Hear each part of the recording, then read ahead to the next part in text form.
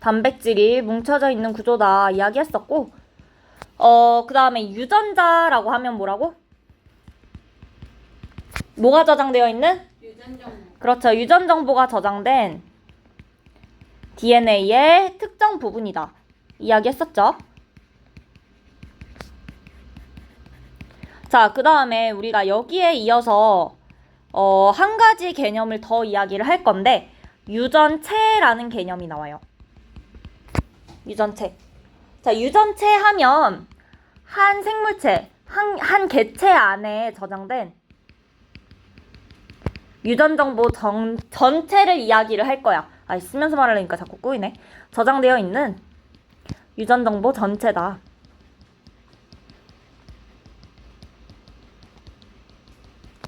오케이? 이거를 우리가 유전체라고 하는 거야. 자, 그러면 굳이 비유를 해보자면, 자, 염색체다라고 하면요, DNA랑 단백질이 같이 뭉쳐있는 구조라고 했어. 염색체의 역할은 우리 뭐 생수세포 만들어지고 할 때, 아니면 다른 그 세포가 딸세포가 만들어지고 할 때 그 유전물질을 그대로 전달해주는 역할을 할 수 있어요. 자, 그래서 염색체는 너네 혹시 요새 책을 읽으시나요? 최근에 읽은 책이 있을까요? 없을까요? 좋아하시는 책이 있을까요? 아예 없다면 옛날 책으로 갈게요. 자, 해리포터라고 들어보신 적은 있으시죠? 해리포터 염색체는 딱 해리포터 1권이라고 생각하면 돼. 자, 그 해리포터 1권이라는 책은요, 종이로 되어 있어요. 그 안에 인쇄된 글자들이 있고, 그 글자들이 정보를 담고 있는 거지. 그게 염색체인 거야. 그 책 한 권이. 자, 그럼 유전자는 뭐냐? 그 글자들 중에서 문장, 단어, 정보를 담고 있는 그 특정 부분들을 우리가 유전자라고 이야기를 할 거예요. 자, 그 다음에 유전체다라고 하면요, 해리포터 1권이 염색체라고 했죠? 근데 해리포터는 7권까지 있거든요.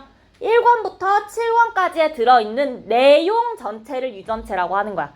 책 전체 말고 내용 전체가 유전체예요. 무슨 말인지 알겠어? 염색체다라고 하면 우리 눈에 보이는 그 구조 있지. 그 구조 하나인 거고, 유전자는 그 안에 들어있는 유전 정보 하나 그것들을 이야기하는 거고요. 유전체는요, 내 몸 안에 염색체가 하나 있는 게 아니란 말이야. 46개 있다고 했죠? 23쌍 있어. 그 유전 정보 전체를 이야기를 하겠다는 거야. 염색체 전체라기보단 그 유전 정보 전체를 유전체다라고 이야기를 할 거예요. 오케이? 자, 그 다음에 핵산이라고 하면 DNA랑 RNA 유전 물질이라고 했고요.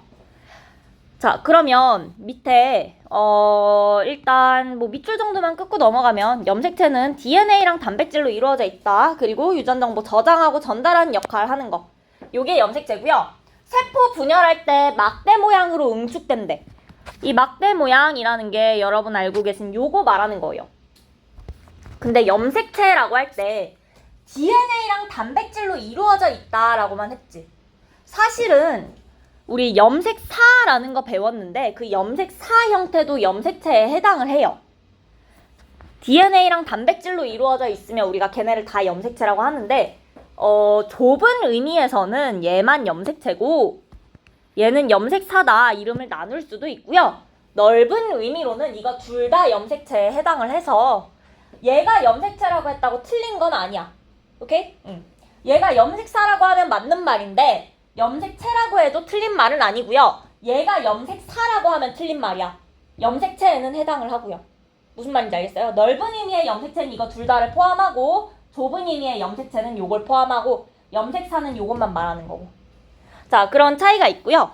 이거는 세포가 분열할 때 응축되는 거라고 했어. 간기에는 염색사 형태로 풀어져 있다라고 이야기했죠.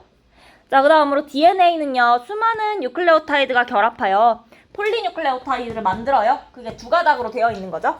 유전 정보를 저장하고 있는 유전 물질이고요. 유전자는 유전 정보가 저장되어 있는 DNA의 특정 부위야. 그리고 DNA 하나 위에 유전자가 되게 많이 있다라고 이야기를 했어. 자, 그 밑에 그림 보시면 우리가 DNA랑 단백질이랑 요거 두 개가 만나서 염색체를 만든다라고 했었는데, 단백질의 정확한 이름이 나와요. 히스톤 단백질이라고 할 거야. 요 위에 단백질 위에 히스톤 단백질이다. 그냥 단백질 아니고 히스톤 단백질이라는 이름으로 있고요. 이 히스톤 단백질은 얘가 이렇게 쭉 뭉쳐서 염색체 만드는데 관여를 하고 있어요.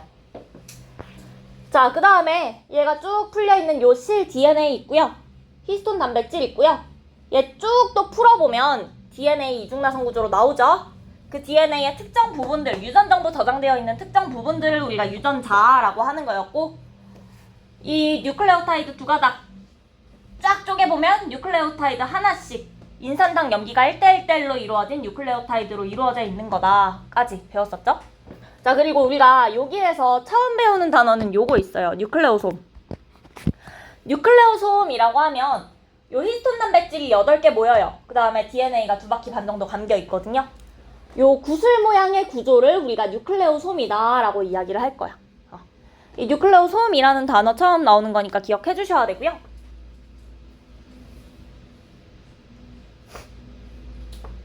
됐을까요? 자, 여기까지 어렵지 않죠? 외우면 돼요. 뭐가 어려워. 외우면 되는데. 나 배웠던 거 여기까지는 그냥 기본적인 내용이니까 여기까지 위에는 외워주시고 밑으로 내려갈 건데, 자, 염색체와 핵형이라고 일단 먼저 되어 있어요. 핵형이라는 거 먼저 볼 건데 얘는 뭐냐? 외형적인 특징을 우리가 핵형이라고 할 거야. 근데 누구의 외형적인 특징이냐? 염색체의 특징. 염색체의 외형적인 특징들을 핵형이라고 할 거예요. 그래서 염색체의 숫자, 모양, 크기 같은 거. 외형적인 특징이기 때문에 내가 사진 딱 찍어서 알 수 있는 정보들인 거예요. 몇 개 들어있는지 사진 찍으면 알 수 있겠지? 어떻게 생겼는지, 크기는 어떤지 사진 찍어서 알 수 있죠. 요런 걸 우리가 핵형이라고 할 건데, 자, 일단 생물 종에 따라서 핵형이 달라요. 나랑 강아지의 핵형은 당연히 달라. 염색체 개수가 다를 거고요. 염색체들마다 모양이랑 크기도 다를 거예요. 맞아? 생물 종에 따라서 다르고, 자, 그 다음에 같은 종의 생물은 성별이 같으면 핵형이 같아요. 자, 그럼 이게 무슨 뜻이냐? 성별이 다르면 핵형이 어떻다는 거야? 다르다는 거야.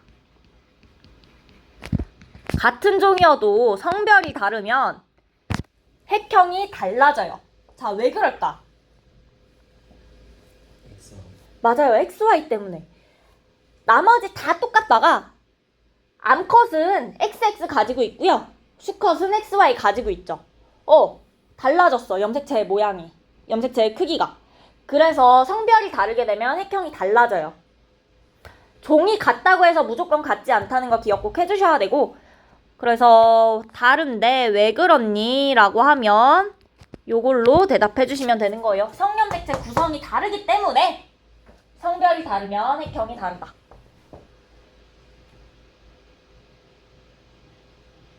됐죠? 자, 그 다음으로 핵형 분석이다 라고 하면, 그래서 요 핵형을 조사하는 건데 사진 찍어서 확인을 하겠다는 거예요. 근데 언제 사진을 찍느냐? 체세포 분열 중기의 세포를 쓸 거야. 우리 중학교 때도 배웠었는데 체세포 분열 중기의 세포가 염색체를 관찰하기에 가장 적합하다라고 이야기를 했었어요.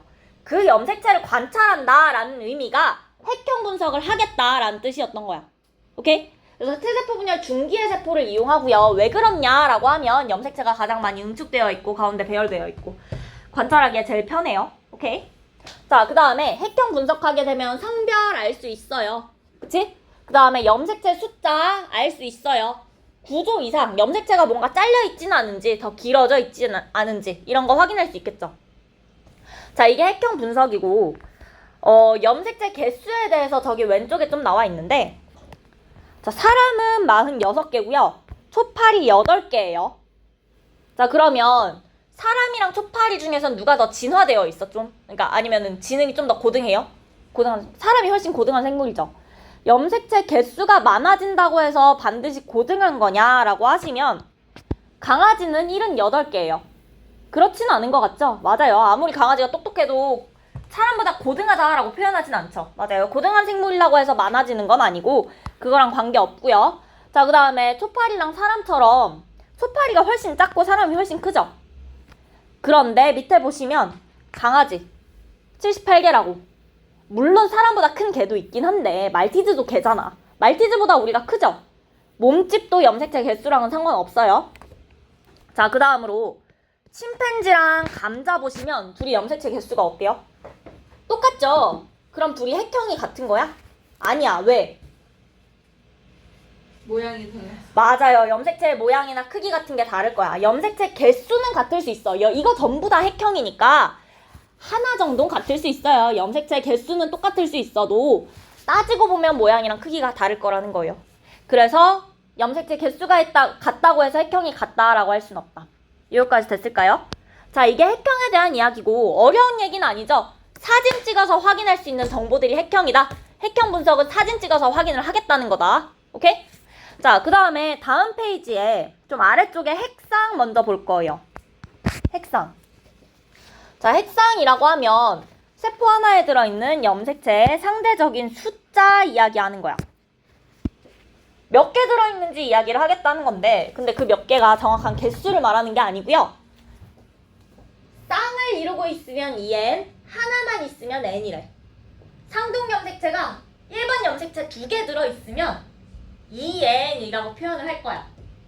근데 하나씩만 들어있으면 n이라고 표현을 할 거예요.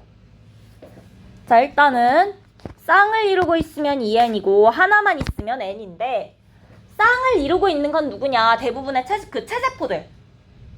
체세포들이 2n에 해당을 할 거고요. n은 누구냐? 감수분열 일어나서 만들어진 생식세포들. 정자랑 난자. 23개 들어있죠? 그거야. 걔네는 핵상이 n일 거예요.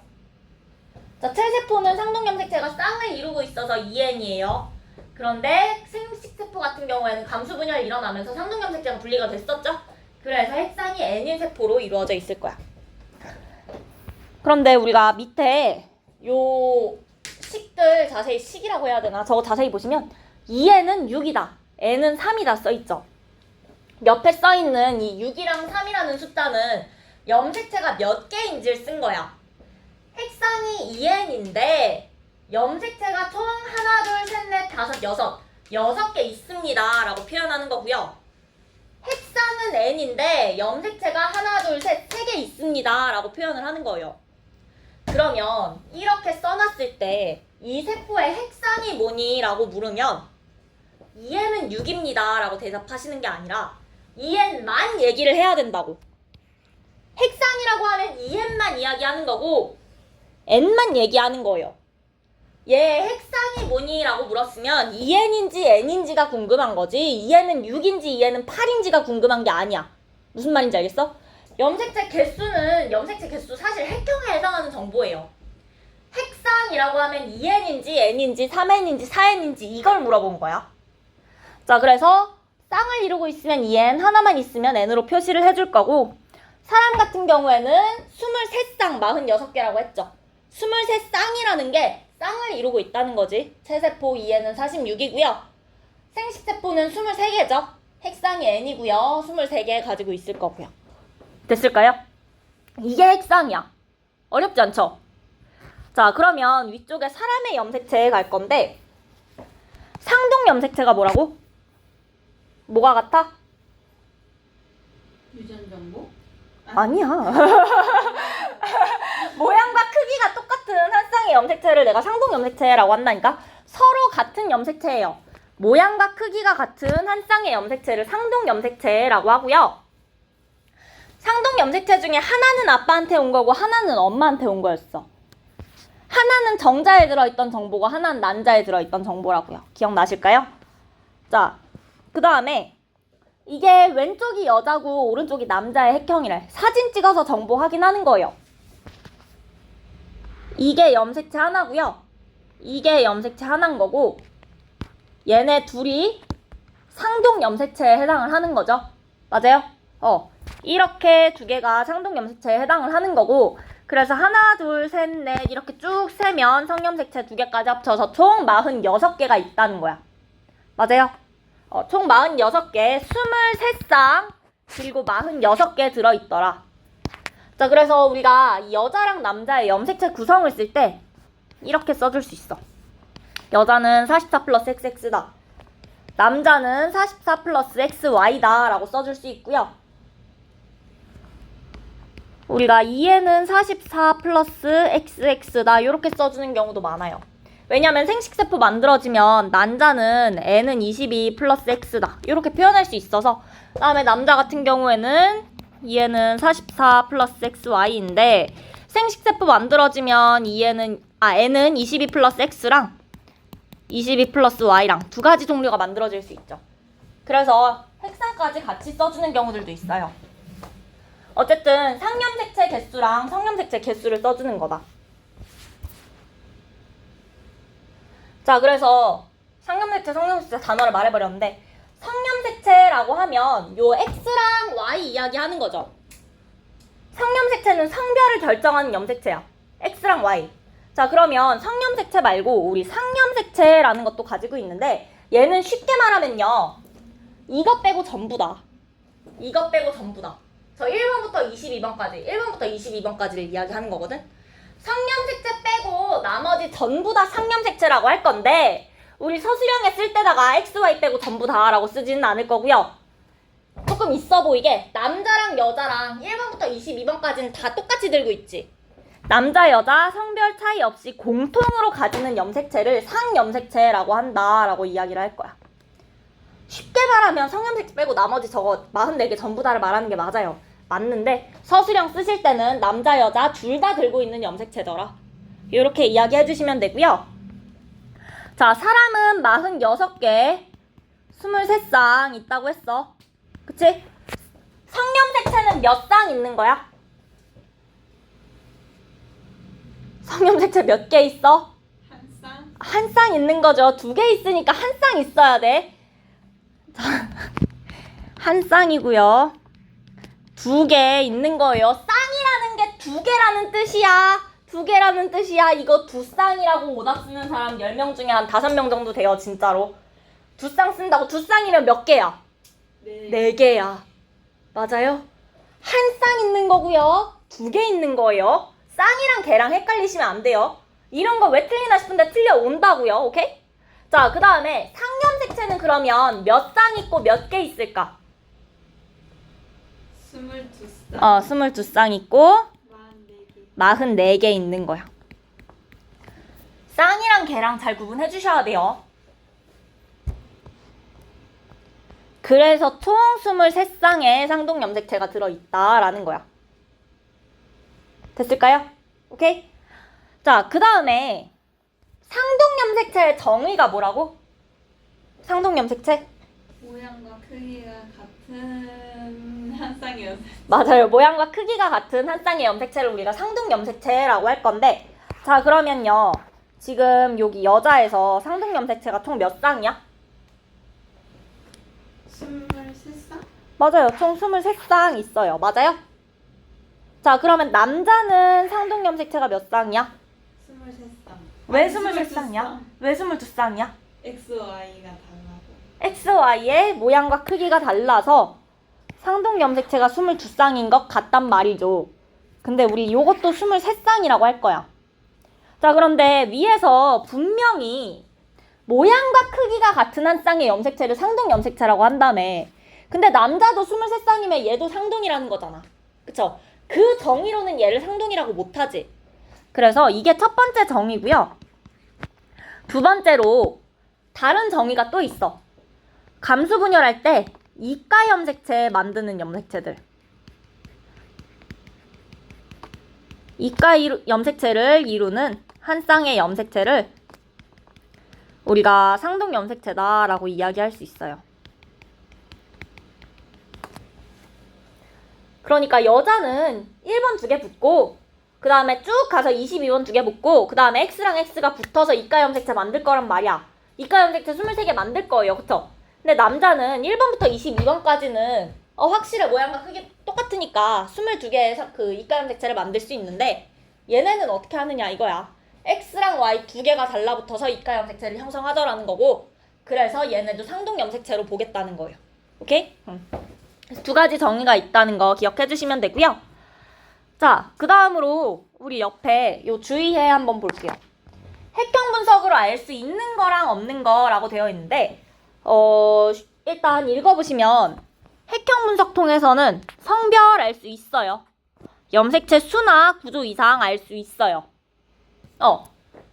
성별 XX 가졌는지 XY인지 확인 가능해. 염색체 숫자 이상한지 아닌지 확인 가능하고요. 염색체 잘렸는지 길어졌는지 확인 가능해요. 그쵸?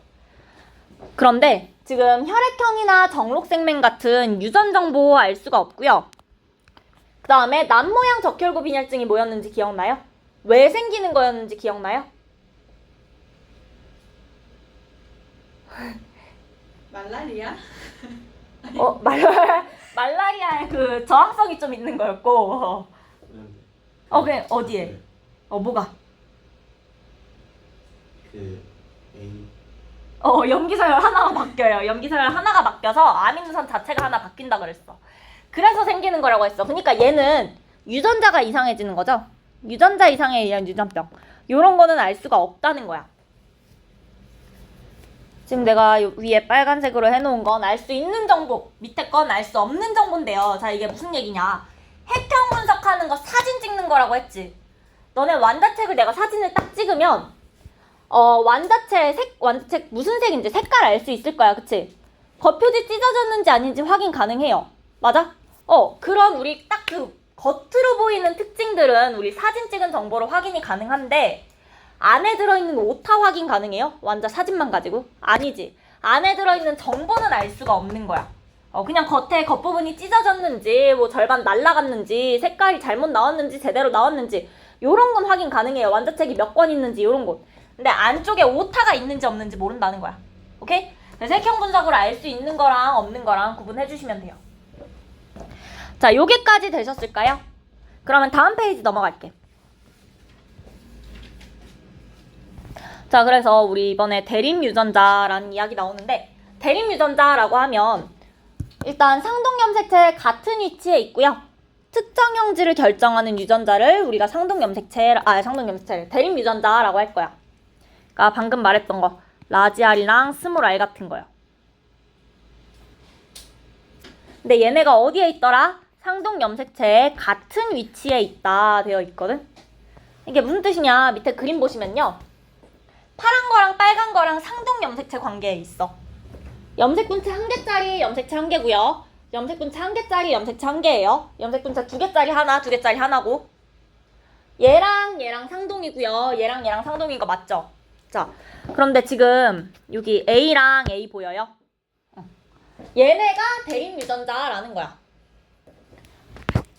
이게 대립유전자라는 거야. 같은 위치에 있죠. 그래서 상동염색체 같은 위치에 있다. 그리고 같은 형질을 결정하는 거다. 둥근지 주름진지 결정하는 거였죠. 라지 R이랑 스몰 R이. 그거 우리가 대립유전자다라고 이야기를 할 건데, 자, 상동염색체끼리는 라지 A 같은 거 가질 수도 있어요. 근데 라지 B, 스몰 B 다를 수도 있어. 왜 그럴까? 파란 게 아빠한테 왔으면 빨간 건 누구한테 온 거야? 엄마한테 온 거야. 아빠랑 엄마랑 대립유전자 반드시 같아야 돼요? 아니지. 다를 수 있어. 그래서 얘는 같을 수도 있고 다를 수도 있는 거예요. 아무 상관이 없어. 그래서 밑에도 스몰 D랑 라지 D도. 자, 그런데 염색 분체끼리는요. 염색 분체끼리는 항상 같아야 돼. 왜? 염색 분체는 이거 주형으로 반대쪽이 만들어진 거거든. 그대로 복사돼서 만들어진 거거든요. 그래서 염색 분체끼리는 항상 이 유전 정보가 똑같이 들고 있어야 돼요. 염색 분체끼리는 똑같이 들고 있어야 돼. 이거 절대 안 틀릴 것 같은데 이것도 생각보다 엄청 많이 틀려요. 진짜 많이 틀려요. 이것만 틀려오는 애도 있었어. 진짜 열받아요. 이거 어떻게 물어보느냐. 자, 이 사람의 유전자형이 라지 B, 스몰 B래.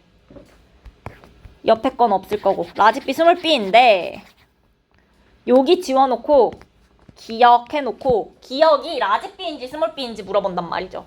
그런데 놀랍게도 여기다가 스몰 B를 쓰는 사람이 10명 중에 한 5명 정도 된다고요. 정말로. 정답률이 매우 낮은 문제예요.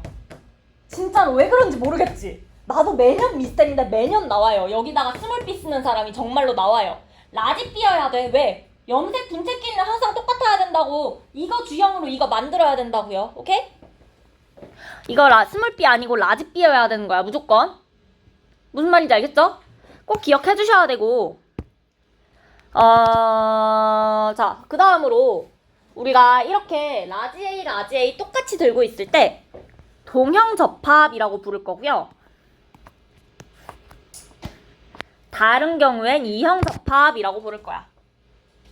우리 중학교 때 배운 단어로는요. 같은 경우에 순종이고 다른 경우에 잡종이다 라고 배웠었죠. 근데 우리 이제 동형접합이다, 이형접합이다 라고 부를 거니까 요 단어 기억해 주시고, 동형접합이든 이형접합이든 하나 아빠한테 온 거고 하나 엄마한테 온 거니까 같을 수도 있고 다를 수도 있어서 나타난 현상이다 생각해 주시면 되고, 자, 여기까지 이야기 됐을까요? 여기까지 괜찮아요? 자, 그 다음으로 우리 독립의 법칙 이야기를 다시 기억을 해보면, 라지 R, 스몰 r, 라지 Y, 스몰 y인 완두콩이 있었어. 자, 여기서 만들어질 수 있는 생식세포의 종류 뭐 있었어요?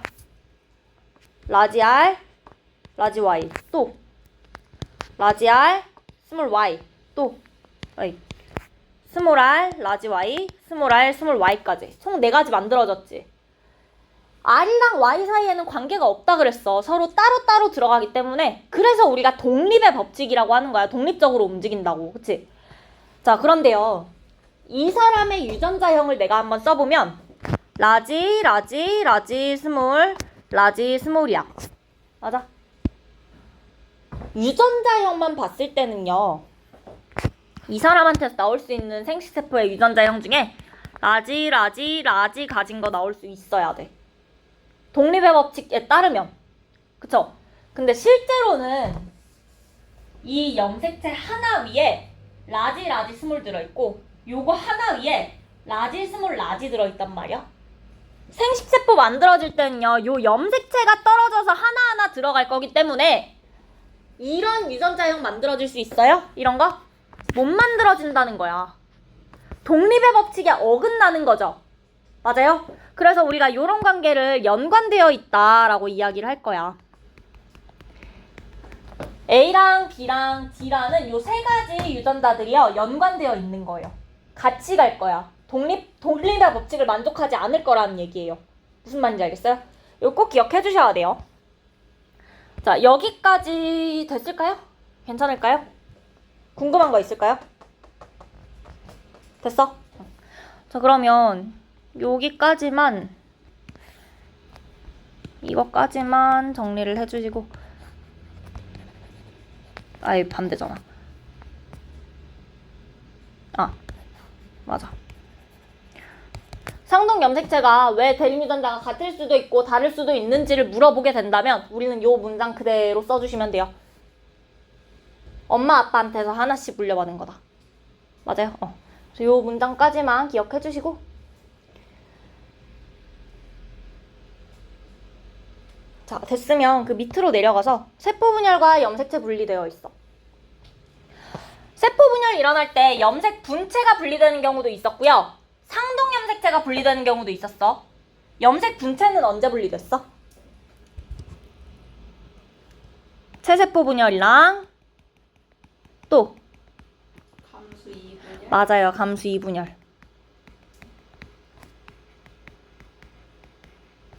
자, 그 다음에 상동 염색체가 분리되는 건 감수 1분열이었다. 염색 분체가 분리되느냐 상동 염색체가 분리되느냐의 차이는 왼쪽 보시면 염색 분체가 분리되면요, 모세포의 유전 정보랑 딸세포들의 유전 정보랑 어때요? 같아요. 같아요. 똑같아. 맞아? 지금 모세포랑 딸세포랑 둘이 똑같고요. 딸세포 둘이도 똑같아요. 같은 거 만들어지는 건데, 상동 염색체가 분리되게 되면 얘랑 얘랑 같아요? 얘랑 얘랑 같아요? 얘랑 얘는요? 다르죠? 이게 상동 염색체가 분리되는 거야. 염색 분체가 분리될 땐 똑같은 정보 가지고 있는 거, 요 염색 분체 2개를 쪼개서 하나씩 가져가니까 당연히 똑같은데, 상동 염색체가 분리될 때는 아예 유전 정보가 다른 걸 하나씩 가져가는 거죠. 그래서 둘이 달라질 거라는 거야. 상동 염색체가 분리되는 거랑 염색 분체가 분리되는 거랑 구분 꼭 해주셔야 돼요. 오케이? 그 다음에 염색체 개수는 어떻게 돼? 원래 2개였는데 어떻게 돼? 2개? 2개죠? 모세포랑 딸세포랑 염색체 개수가 똑같아요. 맞아? 자, 그런데 상동 염색체가 분리되게 되면 원래 염색체 2개였어. 분리되고 나면 몇 개예요? 한 개씩이죠. 염색체 개수가 어떻게 됐어? 절반으로 감소했어요. 자, 그 다음에 처음에 핵상이 뭐였어요? 체세포 분열 일어날 때 모세포, 핵상이 2개가 쌍을 이뤘으니까 2N이었어. 딸세포들도요. 상동 염색체 쌍을 이루고 있으니까 둘 다 핵상 2N 맞죠? 자, 근데 상동 염색체가 분리되게 되면 원래는 2N이었어. 원래 쌍을 이루고 있었으니까 2N이었는데 분리되고 나니까 어떻게 돼요? 쌍을 이루고 있어? 쌍을 이뤄? 둘 다 뭐야? N이죠. 핵상도 2N에서 N으로 바뀔 거예요. 됐을까요? 여기까지? 오케이. 자, 그러면 좀 뒤로 넘어가서 쭉쭉 넘어가서 234쪽으로 갈 거야. 234쪽. 생식세포의 형성과 유전적 다양성 이야기를 할 건데, 자, 일단 세포주기라는 단어가 나와요. 세포주기다라고 하면 세포 분열로 생긴 딸세포 있을 거야. 체세포 분열하면 2개 생긴다고 했죠. 그 딸세포가 간기 거치면서 다시 커져. 그 다음에 전기, 중기, 후기, 말기 세포질 분열하면서 분열해. 그러면 다시 딸세포 2개 만들겠죠. 맞아? 그럼 그 딸세포가 다시 간기 동안 커. 그 다음에 또 분열해. 또 딸세포 2개 만들어. 이거 반복할 거지. 맞아요? 그 사이클을 우리가 세포주기다라고 이야기를 할 거야. 딸세포가 성장하고 분열하고 또다시 새로운 딸세포를 형성하기까지의 과정. 우리가 요거를 세포주기다라고 부를 거고요. 크게 간기랑 분열기로 구분을 할 수 있어. 우리가 중학교 때 요 분열기에 대해서 전기, 중기, 후기, 말기 이렇게 쭉 나눠가지고 열심히 얘기를 했다면 이번엔 간기도 나눠볼 건데, 자, 간기는 G1기, S기, G2기 3가지로 이루어져 있어요. G1기에는요, 세포 구성하는 물질들 합성할 거고요. 세포 소기관 수도 증가하면서 세포가 성장을 할 거야. 성장을 할 건데 많이 성장한다. 많이 성장한다고 안에 끼워 넣어주세요. 많이 성장할 거예요. 아주 많이 성장할 거야. 자, 세포 구성하는 물질 합성할 거고 세포 소기관 수 증가할 거예요. 크니까 점점 커질 거니까 세포가 합성해야 될 거고 세포 소기관도 계속 늘려야겠죠. 이게 G1기고 그 다음에 S기는요. DNA를 복제할 거야. 복제하면 DNA 양이 얼마가 된다? 2배 되겠죠. 맞아요. 2배로 증가하는 시기고요. 그 다음에 G2기는요. G2기 끝나면 전기, 중기, 후기, 말기 분열기로 넘어갈 거거든. 그러면 분열 준비해줘야겠죠. 맞아요. 분열을 준비하는 시기가 G2기야. 오케이? 자, G1기 저 G는요. 우리 그로우스의 앞글자를 딴 거예요. 성장한다는 거야. G야. 그 다음에 S기의 S는요. 합성. 신서시스를 앞글자에 S만 따서 S기다라고 이야기를 할 거예요. 합성한다는 거야. DNA를. 오케이? 맞아요. 자, 그리고 내가 여기다가 많이라는 걸 굳이 넣어준 이유는요. 뒤에 보시면 작은 글씨로 S기에도 계속 성장한다 되어 있고요. G2기에도 계속 성장한다 되어 있어요. 간기 전체에 걸쳐서 세포가 성장하긴 해. 세포가 성장하긴 하는데 G1기에 제일 많이 성장할 거예요. 이게 무슨 얘기냐. 성장기가 뭐 너네 한 18살까지는 그래도 컸으면 좋겠죠? 그쵸? 올해까지는 컸으면 좋겠는데 내년까지 클 수도 있고요. 자, 좀 오래 컸으면 좋겠는데 나 같은 경우에는 초등학교 5학년에서 6학년 정도에서 제일 많이 컸어요. 그때 제일 많이 크고 그 이후로는 완전히 멈췄냐? 그건 아니야. 성장기긴 했거든? 크긴 컸는데 그 전에 비해서 훨씬 조금 큰 거지. 나한테는 G1기가 초등학교 5학년부터 6학년이었던 거예요. 그때 뭐 10몇 cm씩 컸던 거고 그 이후로는 1, 2cm밖에 안 큰 거야. 근데 그걸 내가 안 컸다라고 이야기해? 아니야. 그때도 성장기였거든. 계속 성장은 하지만 제일 많이 성장하는 게 G1기라서요. 여기에는 큰 글씨로 성장한다 써져 있는 거고 여기 2개는 작은 글씨로 성장한다 써져 있는 거야. 전부 다 성장은 합니다. 단지 가장 많이 성장하는 게 G1기다. 이 정도 구분 지어서 생각해주면 되고, 자, 그 다음에 요 밑에 세포주기 사이클 어떻게 돌아가는지 되어 있는데 이만큼이 간기야. 이게 분열기야. 파란 거 요 기다란 게 간기라고. 대부분이 간기죠? 맞아요. 실제로 간기가 엄청 길어요. 세포 주기의 90% 이상을 차지하고 있어요. 그 다음에 핵 속에 염색체가 풀어져 있다, 염색사 형태로 있다까지. 요게 간기에 대한 이야기. 요 정도 할 수 있을까요? 자, 그 다음에 분열기는요, 핵분열이랑 세포질 분열 있어요. 그 중에서 요 핵분열이 여러분 알고 있는 전기, 중기, 후기, 말기. 이게 핵분열에 해당을 하고요. 세포질 분열이 그 동물세포에서는 세포질 함입 일어나고 식물세포에서는 세포판 형성되는 거. 요게 세포질 분열이죠. 그렇게 해서 딸세포 만들어질 거고요. 분열기에는 염색체가 응축되어 있어. 그래서 막대 모양으로, 요 모양으로 나타나는 거다. 요게 분열기다. 그래서 핵막 사라질 거고요. 그 다음에 말기에 다시 생길 거고요. 됐을까요? 여기까지. 자, 여기까지 기억해 주시고 옆에 있는 그래프 한번 볼 건데 요 그래프. 자, 그래프 일단 가로축 먼저 봐주시면 세포당 DNA 상대량 이야기하고 있어. DNA 상대량이 G1기에 1이라면요. G2기에는 얼마일까?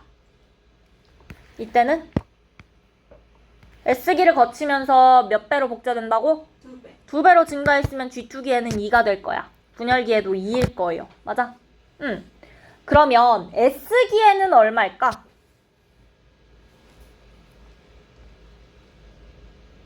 S기에는 얼마일까? 자, 우리 세포분열이나 DNA가 복제될 때는요. 무슨 파나 찍듯이 딱 찍어서 복사되는 게 아니야. 프린트 나오듯이 천천히 복사될 거예요. 하나하나 갖다 붙일 거야. 그치? 그래서 1부터 2 사이의 값들이 전부 다 나올 수 있어. 천천히 복사해서 다 갖다 붙일 거니까 천천히 1.1짜리도 있을 수 있고 아직 복제되는 중이니까 1.3짜리도 있을 수 있고 1.7짜리도 있을 수 있고 1.75짜리도 있을 수도 있고 맞아요? 그래서 S기는 여기 보시면 그래프에 요 사이 값에 S기 되어 있어요. 무슨 말인지 알겠어? 자, 이게 가로축이야. 1번. 야, 1번이라. 1. G1기. 아직 복제 전이야. 복제되고 G2기예요. M기에도 2일 거야, 계속. 요 사이 값들에 S기가 해당을 하고 있을 거예요. 자, 일단 요게 가로축에 대한 이야기고 그 다음에 세로축에는 뭐라고 써 있어? 세포수. 세포수라고 써 있죠. 이게 뭐냐? 내 몸에 좀 징그럽지만 지금 손가락 하나 잘라가지고 얘네 세포가 지금 어떤 시기에 있는지 다 확인을 한다고 해볼게. 그때 G1기에 있는 세포랑 S기에 있는 세포랑 G2M기에 있는 세포로 나누는 거야. 근데 누가 제일 많아요? 그 중에? G1기에 해당하는 세포가 제일 많다라는 거야. 왜 그랬을까? 왜 G1기에 있는 세포가 제일 많았을까? 맞아요. G1기가 제일 긴 거야. G1기의 시기가 가장 기니까 G1기에 해당하는 세포가 제일 많았던 거예요. 그래서 이런 그래프가 나온 거야. 그래서 실제로도 G1기가 제일 크게 표현되어 있죠. 맞지? G1기가 제일 길기 때문에 G1기에 해당하는 세포수가 많은 거다. 요거까지 이해하실 수 있을까요? 오케이? 자, 그러면 여기까지 일단 세포 주기 이야기 괜찮을까요? 내가 분열까지는 그래도 오늘 할 거라 아닌가? 못하나? 분열 다음 주에 할까? 분열을 10분 해보죠. 할 수 있을 거야. 안 될 것 같아? 하면 안 될까? 분열. 그러면 분열을 다음 주에 분열을 한번 읽어는 와주실래요? 한번 읽어는 와주시면 좀 수월하게 할 수 있으니까. 오케이. 요거 한번 다시 읽어오는 거 정도로 하기로 하고 다음 주에 최소포 분열부터 하자 그럼. 그럽시다. 그렇게 합시다. 숙제는요 여러분 앞쪽만 할 건데 여기 227쪽 해주셔야 되고요. 자, 그 다음에 228쪽 해주셔야 되고요. 229쪽은 안 할 거예요. 그 다음에 230쪽에 1번부터 231쪽에 9번까지 해주실 거고 9번까지 하고 그 다음에 기출피 여러분 95쪽까지 저번에 내가 숙제 냈었죠? 96부터 108쪽이었을 거야, 숙제가.